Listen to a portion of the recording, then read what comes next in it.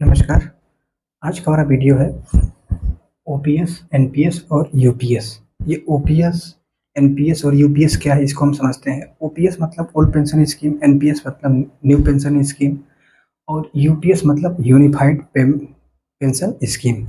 तो हम देखेंगे कि अभी सरकार क्या है कि न्यू पेंशन स्कीम और ये सब पे बहुत ज़्यादा इस पे चर्चा हो रही है और काफ़ी कॉन्ट्रडिक्शन चल रहा है, खासकर कांग्रेस और बीजेपी में लेके कि चूँकि जब भी कहीं किसी स्टेट में अगर गवर्नमेंट मतलब चुनाव आता है, जब चुनाव आता है तो बीजेपी कहती है कि भाई हम एनपीएस लागू करेंगे। एनपीएस मतलब न्यू पेंशन स्कीम। और कांग्रेस जब जिन स्टेट में अपना वो क्या कहते हैं घोषणा पत्र में बोलती है कि हम ओपीएस लेके आएंगे। ओपीएस मतलब ओल्ड पेंशन स्कीम।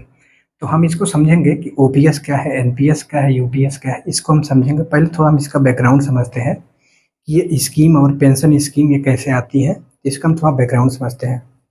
देखो, साल 1945 वो ऐसा साल है जब सेकंड वर्ल्ड वार समाप्त होता है। सेकंड वर्ल्ड वार समाप्त होने का मतलब ये है कि जब सेकंड वर्ल्ड समाप्त हो जाता है, सेकंड वर्ल्ड वार, तो उसके बाद आती हैं दो विचारधाराएं। दो विचारधाराएं मतलब एक है समाजवादी विचारधारा और एक है उदारवादी विचारधारा। ये विचारधारा है पुरानी, लेकिन 1945 के बाद इनमें काफ़ी बदलाव आता है। चूँकि जो यूरोपियन कंट्री हैं जब आज़ाद हुई तो 1945 के बाद वो ज़्यादातर समाजवादी विचारधारा को फॉलो करने लगी। तो हम पहले समझ लेते हैं समाजवादी क्या होता है, उदारवादी क्या। देखो, समाजवादी विचारधारा मतलब ये होता है कि जो सरकार है, सरकार ही जो है कल कारखाने, बेसिक सुविधाएं सब सरकार चलाएगी। सरकार चलाने मतलब ये है कि जैसे शिक्षा हो गया, स्वास्थ्य हो गया, बिजली हो गया, जो बेसिक चीज़ें हैं वो सरकार प्रोवाइड कराएगी। किसमें? समाजवादी विचारधारा में। तो समाजवादी विचारधारा में सरकार क्या करेगी? सरकार सारी सुविधाएं मतलब व्यक्ति को प्रोवाइड कराएगा। यानी स्टेट जो है व्यक्ति को प्रोवाइड कराएगा कौन सी? सारी सुविधाएं। यानी स्टेट ही सब कुछ बेचेगा। अब मान लीजिए, जैसे मान लीजिए कि कोई इंडस्ट्री लगाना है तो स्टेट ही लगाए, यानी राज्य लगाएगी। व्यक्ति को कुछ नहीं करना है, व्यक्ति को जो काम मिलेगा उसको करना है। यानी स्टेट जो है हर सुविधाएं प्रोवाइड कराएगी। यानी समाजवादी विचारधारा में यही है। तो इसमें क्या है कि जब सरकार क्या करती है, बहुत सारी स्कीम चलाती है। बहुत सारी स्कीम चलाने मतलब सरकार, जैसे मान लीजिए कि इंडिया में भी देखिए बहुत सारी स्कीम चलाई जाती हैं। जैसे मनरेगा स्कीम चलती है, उसके बाद हेल्थ को लेके कई सारी स्कीम चल रही है। तो ऐसे क्या है, जो समाजवादी विचारधारा है वहाँ पे सरकार क्या करती है, कई सारी स्कीम चलाती है। तो समाजवादी में क्या है कि अब समाजवादी को ही आगे मार्क्सवादी होते हैं। जब मार्क्सवाद आता है तो मार्क्सवादी मतलब ये है कि जो मार्क्स जो है हमेशा विरोध किए हैं उदारवादी। कभी हम उदारवादी समझेंगे। तो समाजवाद में क्या होता है कि हर चीज़ें क्या कहते हैं कि स्टेट डिसाइड करता है और स्टेट ही उसको बेचता है। ठीक है, तो अब इसका चैलेंज क्या है, दिक्कत क्या है समाजवादी विचारधारा में? देखो, इस विचारधारा में दिक्कत ये है कि जब स्टेट ही सब कुछ बेचने लगता है तो उसमें क्या होता है, व्यक्ति मान लीजिए कि उसको पेंशन मिल रही है। अब उसको उसको काम करे या ना करे, उसको सारी सुविधाएं तो मिल ही रही है। तो इससे क्या है कि स्टेट क्या होता है, नकारा हो जाता है। नकारा मतलब ये है कि व्यक्ति, वहाँ के लोग काम नहीं करते हैं और स्टेट क्या करता है, फेल होने लगता है। किसमें? समाजवादी विचारधारा में। चूंकि आदमी काम करे या ना करे, उसको बेसिक सुविधाएं मिल रही हैं। उससे क्या होता है, जो व्यक्ति है उसको काम करने की क्षमता क्या होती है, कम हो जाती है। इससे क्या है, और इस विचारधारा में दिक्कत क्या है, इस विचारधारा में और दिक्कत ये है कि जब सरकार स्कीम चलाती है तो भ्रष्टाचार के चांसेस ज़्यादा बढ़ जाते हैं। भ्रष्टाचार चांसेस मतलब है कि जो कहते हैं रेड टेपिटिज्म। रेड टेपिटिज्म मतलब बिना पैसा दिए कोई स्कीम लागू नहीं होगी। यानी आपको अपना ही काम कराने जाना है तो वहाँ पे जो अफसर हैं ये सब चीज़ें बहुत ज़्यादा भ्रष्टाचार करते हैं। तो समाजवादी विचारधारा में ये सब खामियां हैं। और क्या है कि स्टेट जब हर चीज़ बेचता है तो उसमें क्या होता है, व्यक्ति के लिए कोई चीज़ मिलती नहीं है। अब देखिए, जैसे इस विचारधारा, जैसे रसिया फॉलो करता था, जैसे रसिया था इस विचारधारा को, समाजवादी विचारधारा को। रसिया में ये होता था कि जब स्टेट हर चीज़ बेच रहा है तो क्या होता है कि जब रसिया में लोग सामान खरीदने जाते थे, जैसे मान लीजिए किसी को जूता लेना है। अब रसिया में ये था कि अब सरकार ही सब कुछ वहाँ बेच रही है। तो रसिया में ये होता था कि जब आप जूता लेने जाएंगे, पहली बात तो आपको 1 हफ्ते तक लाइन लगती थी। मतलब आपका नंबर आएगा। अब मान लीजिए आपका नंबर आया, आपको जो भी मतलब आपको ज़्यादा बहुत ज़्यादा आपको मतलब ऑप्शन नहीं मिलेगा। जो सरकार बेच रही है आपको वही खरीदना है, ऑप्शन की ज़्यादा वो नहीं रहेगा। अब वहाँ पे क्या होता है, आपको मान लीजिए 1 हफ्ते बाद आपका नंबर आया, अब आप जूता लेके गए, हो सकता है वो जूता आपका 1 नंबर बड़ा हो जाए, आपको वापिस करने में 1 महीना लग जाएगा। क्योंकि आपके पास कोई ऑप्शन है ही नहीं, सिर्फ एक दुकान होगी जो सरकार बेचेगी और सरकार जो देगी वो आपको लेना होगा। तो इसकी बहुत सारी खामियां थी। खामियां यही थी, इसमें भ्रष्टाचार ज़्यादा था, इसमें राज्य फेल करने लगे। तो यूरोप के कई सारे कंट्री क्या हुए कि समाजवादी विचारधारा को छोड़ने लगे।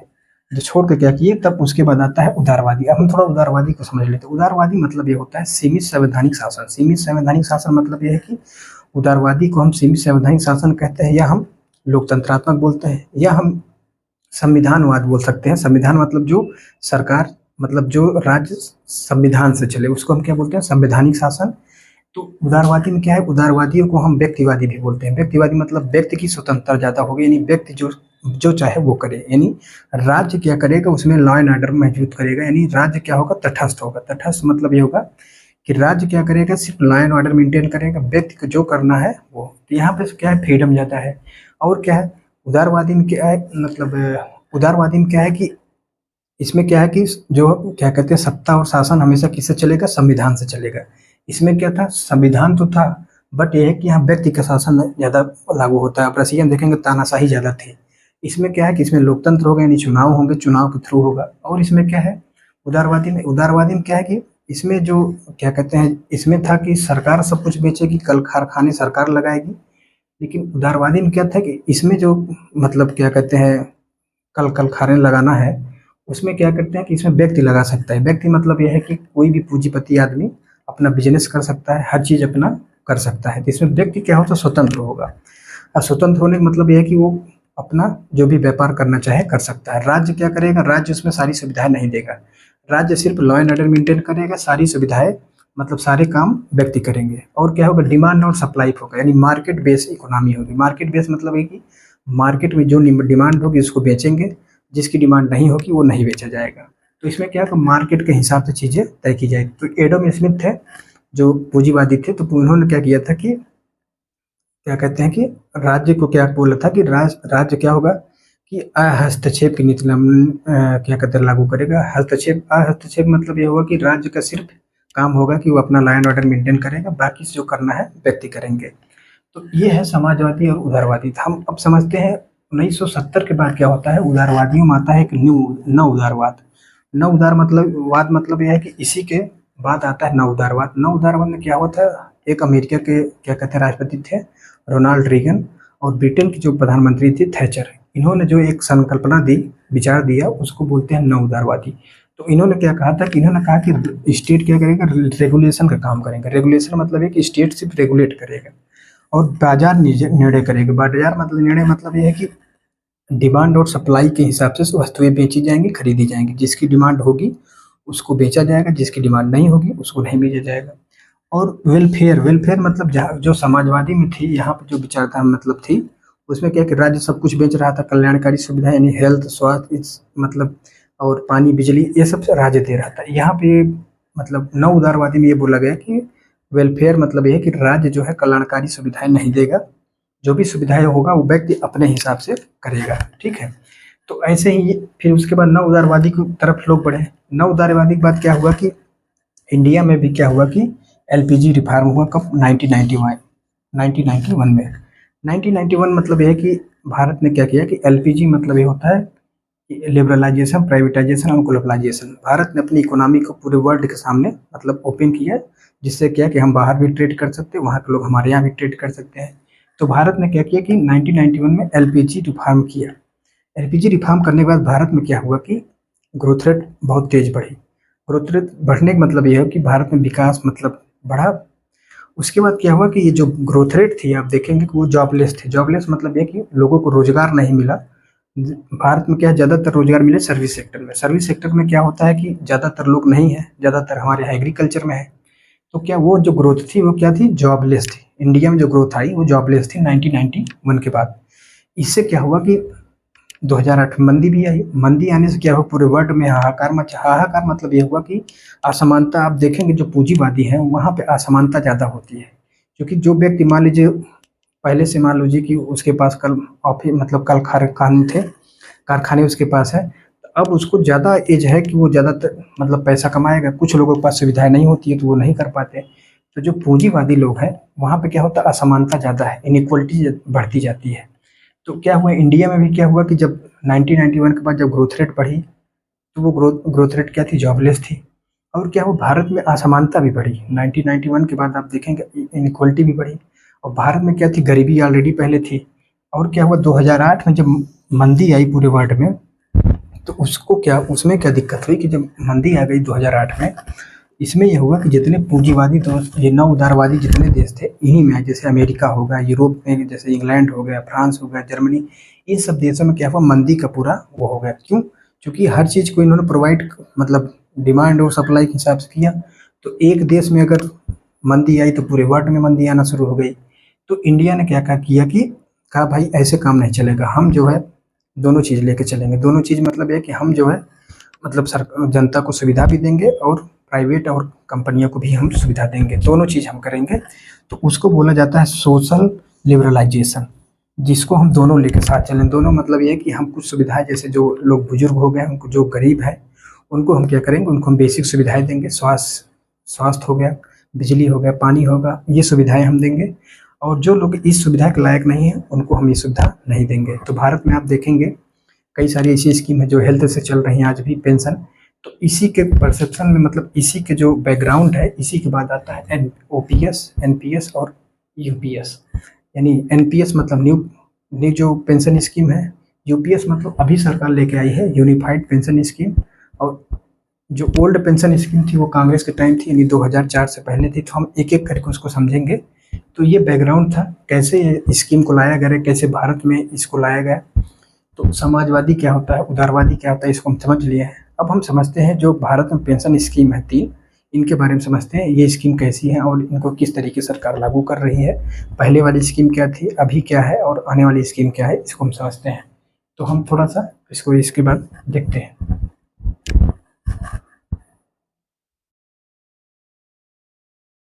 अब हम समझते हैं ओपीएस और एनपीएस और यूपीएस। तो हम पहले ओपीएस को समझते हैं। ओपीएस जो स्कीम थी 2004 से पहले थी, 2004 से पहले थी। और इसे बोलते हैं ओल्ड पेंशन स्कीम, 2004 से पहले थी।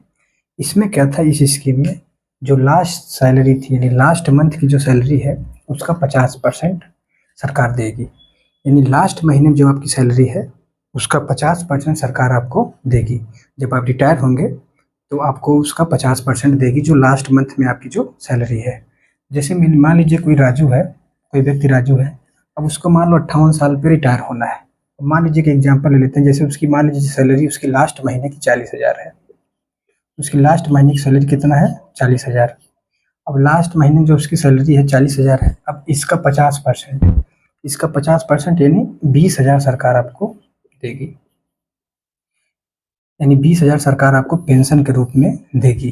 किसमें, ओपीएस। ओपीएस में क्या था कि लास्ट मंथ में आपकी जो सैलरी है, उसका 50% गवर्नमेंट आपको पेंशन के रूप में देगी।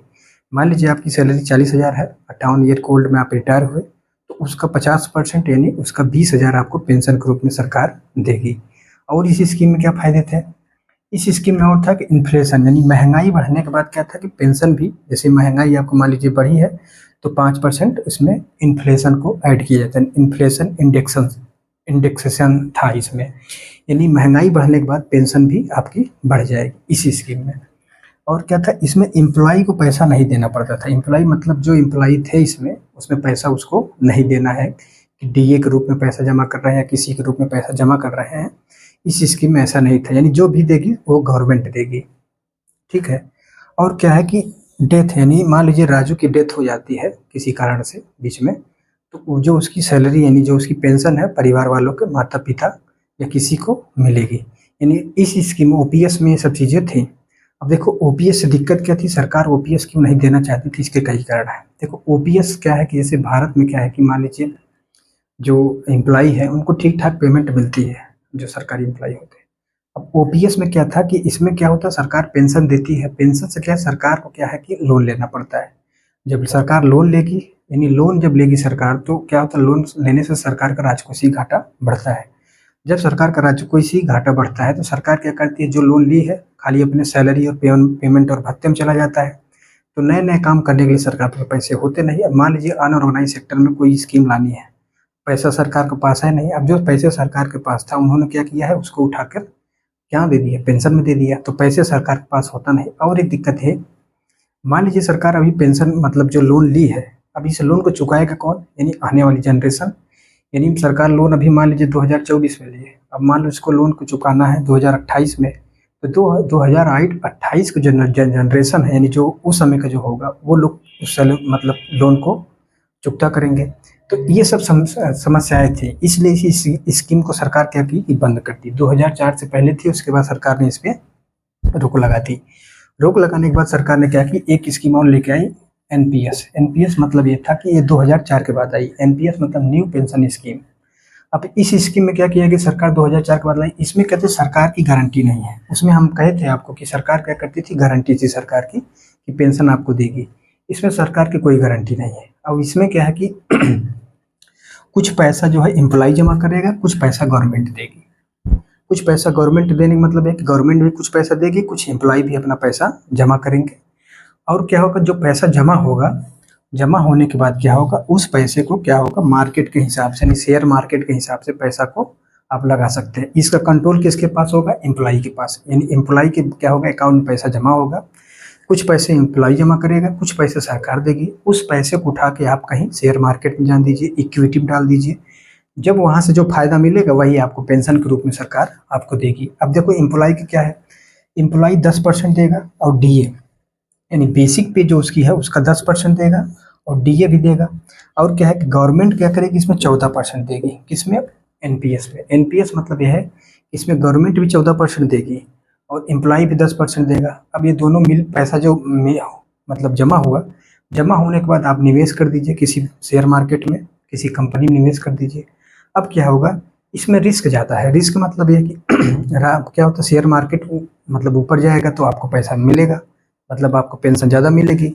शेयर मार्केट अगर नीचे जाता है तो आपको पेंशन कम मिलेगी। तो इसमें क्या था, एम्प्लॉय को क्या कहता है, रिस्क ज़्यादा था। रिस्क होने के कारण क्या था कि अब देखो, जो भी एम्प्लॉय है 58 साल 60 साल की उम्र में अगर वो रिटायर हो रहा है, तो उस उम्र में वो रिस्क लेना नहीं चाहता। वो चाहता है स्टेबिलिटी। स्टेबिलिटी मतलब यह है कि कुछ ऐसा हो कि पेंशन उसको मिले, जिससे उसको बेसिक नीड जो ज़रूरतें हैं उसकी पूरी होती रहे। अब वो शेयर मार्केट में कहाँ पैसा लगाता फिरेगा कि उसके समझ में क्या आएगा शेयर मार्केट क्या होती है। मान ली बहुत लिटरेसी नहीं है शेयर मार्केट के बारे में, तो पैसा कैसे लगाएगा। तो अब उस सारी जिम्मेदारी एम्प्लॉय की होगी। मान लीजिए शेयर मार्केट में ऐसी जगह पैसा लगाते हैं जहाँ पे सिर्फ घाटा है, तो उसको पेंशन ही नहीं मिलेगी, जो पैसा था वो भी डूब जाएगा। तो इस स्कीम के यही घाटे थे। अब इसमें क्या था, जितने एम्प्लॉय थे इसके खिलाफ प्रोटेस्ट कर रहे थे। तो फिर सरकार के दिमाग में कुछ आ नहीं रहा था। जब सरकार के दिमाग में कुछ आता नहीं तो सरकार कुछ नया कुछ सोचती है। जब कुछ नया सोचती है तो उसके बाद लेके आई है सरकार यूपीएस। अब यूपीएस में क्या है कि unified payment system. Unified payment system में क्या है कि हम इसको थोड़ा समझ लेते हैं। यूपीएस में क्या सरकार की कि इन दोनों का जो है थोड़ा थोड़ा लेके बना दीजिए, इससे क्या करते हैं। अब यूपीएस में क्या है कि सरकार क्या की है, यूनिफाइड पेमेंट सिस्टम। इसमें क्या है कि सरकार का ही गारंटी चाहिए ना आपको, जैसे यहाँ पे गारंटी नहीं थी सरकार ने कही कि आपको गारंटी मिलेगी, तो गारंटी इसमें क्या है। मतलब यूपीएस में क्या है कि गारंटी आपको मिलेगी, यानी जो एम्प्लॉय है उनको गारंटी सरकार सरकार देगी, यानी इसमें गारंटी है। और इसमें क्या है कि इस स्कीम में क्या है कि जो अब उसमें था कि जो एनपीएस था, यूपीएस था, यूपीएस में क्या कि आप जब से लास्ट मंथ के आपके जो पेमेंट है, यानी 50% उसका सरकार देगी। तो हम आपको बताए थे कि 40,000 है आपके लास्ट महीने में 40,000 अगर आपकी पेमेंट है, उसका 50% सरकार यानी 20,000 आपको पेंशन के रूप में देगी। तो सरकार ने कहा कि आपको गारंटी चाहिए, तो गारंटी दे रही है, हम आपको दे रहे हैं।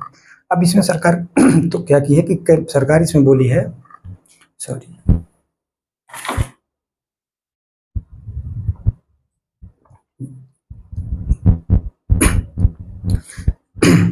अब इसमें सरकार क्या की है कि सरकार इसमें अब बोली है कि 12 मंथ है, यानी लास्ट के जो 12 मंथ होंगे, यानी लास्ट के जो 12 मंथ होंगे उसका एवरेज, लास्ट का जो 12 महीना होगा,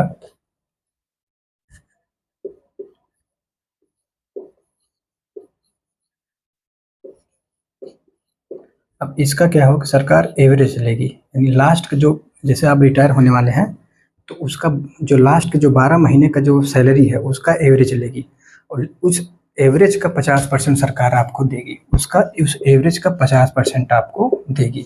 यानी मान लीजिए कि आपकी सैलरी है लास्ट के 12 महीने में, आपको सैलरी है मान लीजिए 50,000, ठीक है, 50,000 है।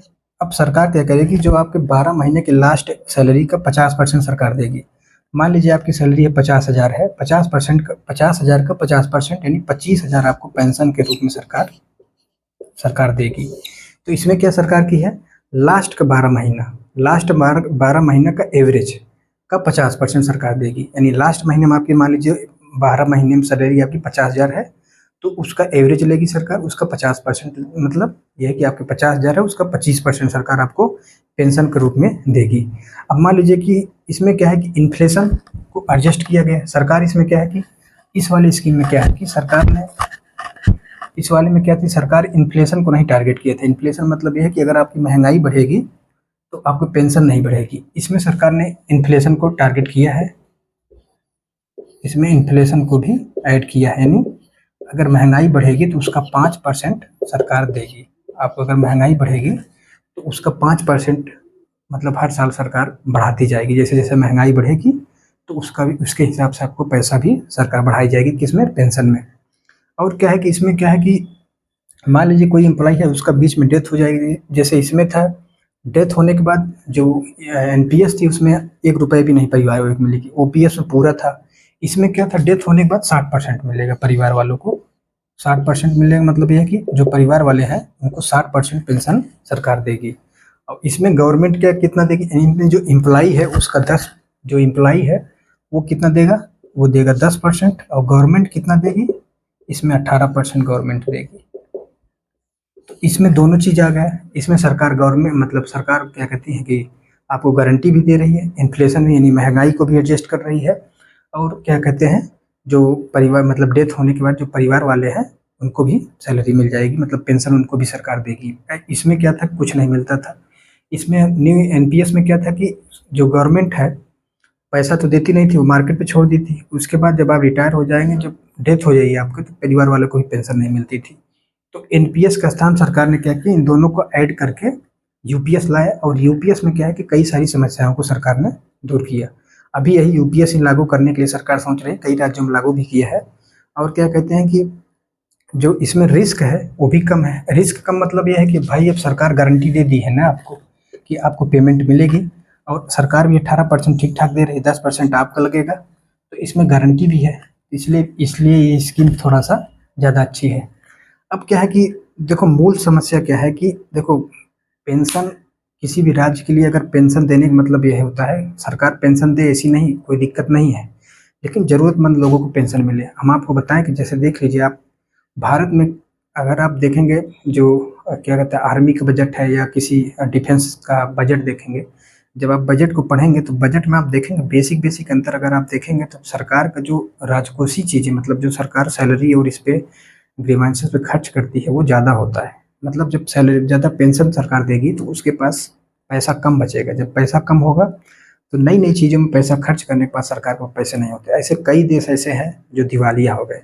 जैसे मान लीजिए श्रीलंका है, श्रीलंका में क्या हुआ कि यही सब चीज़ थे, वहाँ पर ऐसी सरकारी स्कीमें चलाती थी जो सरकारी होती थी। सरकारी होने का मतलब है कि सरकार ही सब कुछ कर, ऑर्गेनिक फार्मिंग की है, सरकार ने ऑर्गेनिक फार्मिंग शुरू कर दी। लोग नहीं वहाँ जागरूक, लोगों को इकट्ठा नहीं किए, लोगों को जागरूक नहीं किया। उससे क्या हुआ कि जब सरकार क्या की कि फर्टिलाइजर दूसरे देश से एक्सपोर्ट की, इंपोर्ट करने के बाद क्या है फर्टिलाइजर कंपनी से लागू किए। अब क्या है ऑर्गेनिक फार्मिंग चल नहीं पाई, जिससे क्या हुआ कि पूरा देश जो है दिवालिया हो गया। दिवालिया मतलब ये है कि जब सरकार ही सब कुछ करने लगेगी, सरकार की डिपेंडेंसी लोगों के प्रति बढ़ जाएगी, तो नए नए विचार और नए नए इनोवेशन नहीं आता है।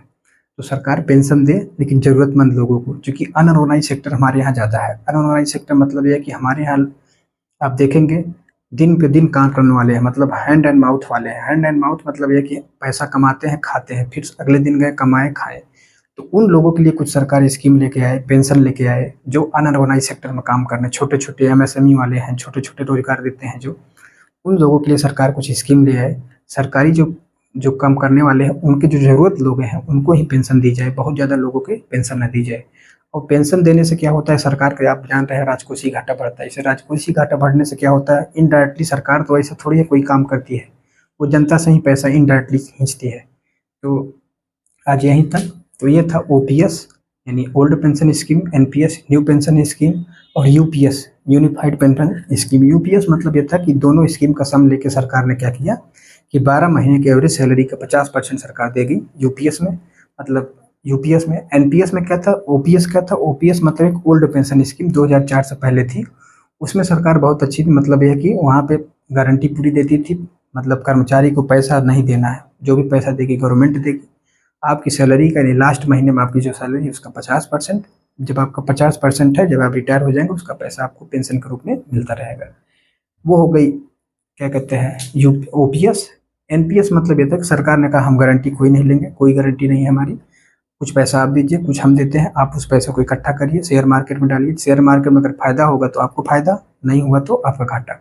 हम इन्फ्लेशन का नहीं देंगे, परिवार वालों को नहीं देंगे। तो जो ये एनपीएस थी इसके कई सारे लूप होल थे, तो सरकार इसको बंद करके फिर यूपीएस लाई। यूपीएस में सरकार का हम गारंटी देंगे, लेकिन कुछ पैसा आप भी दीजिए, कुछ पैसा हम देते हैं, दोनों मिलके आप जो पेंशन है उसका एवरेज ले लीजिए, उसके हिसाब से आपको पेमेंट दी जाएगी।